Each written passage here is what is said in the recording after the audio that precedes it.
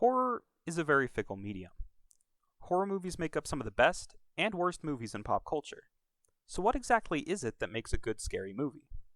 Well, the monster is a big part of horror, but there are plenty of examples of very memorable monsters, but not very memorable films. Well then, what about the characters? Closer, but a good character can't carry an entire movie alone. To know what truly makes a terrifying movie, you have to look a little further. One such film goes beyond the plot, the monsters, and the characters. And despite being a complete box office failure, it created a claustrophobic atmosphere few movies can replicate. I'm talking, of course, about Annihilation.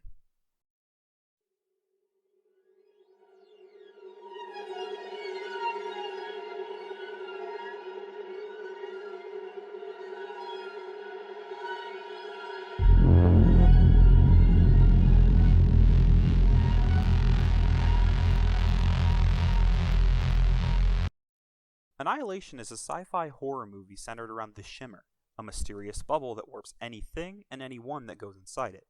And while this concept is interesting on its own, it isn't what sets this film apart. What makes the horror of this movie so effective is how the film's themes contribute to it.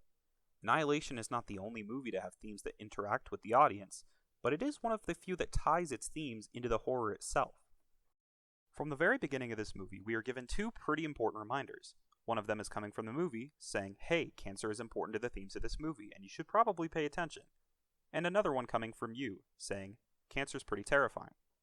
It then proceeds to show a wide array of disturbing things, from growths, to mutations, to death.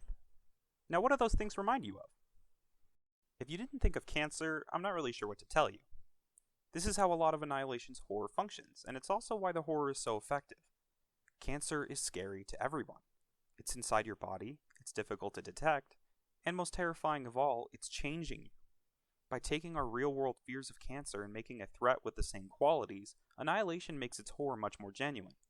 The Shimmer is so scary because it's like something we're already afraid of. But we're not completely done here. In fact, cancer is one of the many themes Annihilation uses to create fear. There are two important things that contribute heavily to Annihilation's themes, and by extension its horror: the characters and the monsters. Let's start with the monsters. While all of the monsters come from the Shimmer, they are all thematically different from it, so I will consider them different as such. The three monsters I'm going to be covering are the alien, the bear, and the human plants. These three entities come from the Shimmer, and they are a part of the Shimmer, so it would make sense that they have similar themes to it. Let's take a look at probably the most terrifying creature in the film, the bear. If the Shimmer is a representation of cancer, I would argue that the bear is dementia, or Alzheimer's. The bear's unique quality is best described by the following dialogue.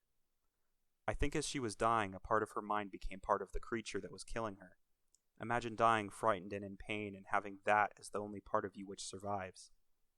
Those haunting words describe both the bear and the idea of losing your mind to something like dementia.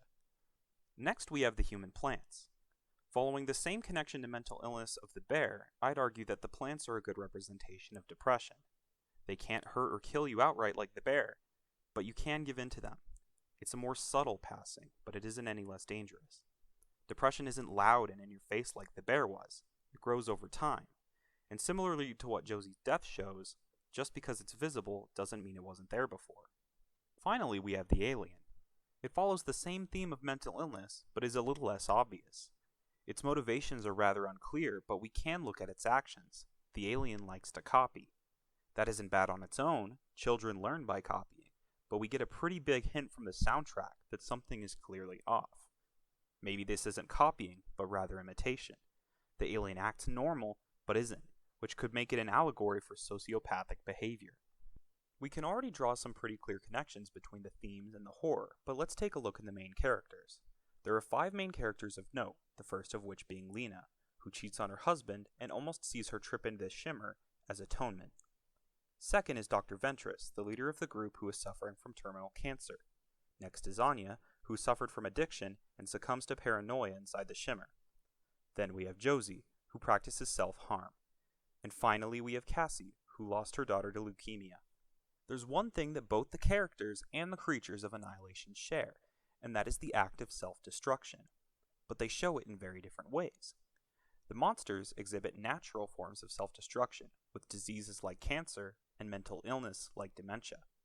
The characters, however, the humans, exhibit more artificial forms of self-destruction, like addiction, self-harm, and choosing to go into the shimmer in the first place. It's an interesting distinction, and one I certainly didn't catch on my first watch. But what does it have to do with the effectiveness of Annihilation's horror? Well, if we go back to Cancer and how that made the shimmer more scary, the answer becomes a lot clearer. Annihilation melded the concept of the shimmer to that of Cancer, which retroactively applies the audience's fears of Cancer back onto the shimmer. It's a good technique, and the same kind of thing works for the themes of self-destruction, only this time it's taken a step further. So how does self-destruction meld with horror? Well, let's not forget that we still have two different types of self-destruction, so we need to reconcile the difference between the two. We need to find a point where the two ideas intersect, and luckily the movie does this a lot. As we see with the soldier in the video, Josie, the bear, Lena, and Kane, there are plenty of examples of the natural and the non-natural melding together. So what exactly happens when we combine the idea of natural self-destruction with that of unnatural or human self-destruction? The plot and imagery of Annihilation seems to suggest that they are in fact one and the same, that self-destruction, whether it's part of biology or done on purpose, is somehow natural.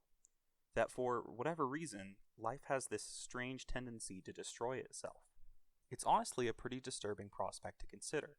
The idea that self-destruction resides within each of us isn't a pleasant one, but that right there is what makes the horror of Annihilation so effective. The fact that this theme is present throughout every tense scene makes it that much more uncomfortable. And unlike the theme of Cancer, which only covers natural fears, this theme tackles it from both angles. Some people may not have experienced the effects of cancer or knowing someone with it, but everyone has dealt with self-destruction in one way or another.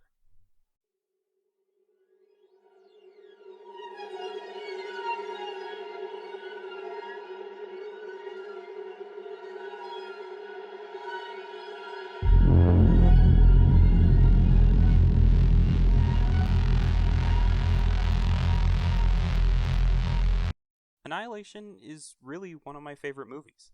The set design and acting alone are phenomenal, but its horror is really on another level.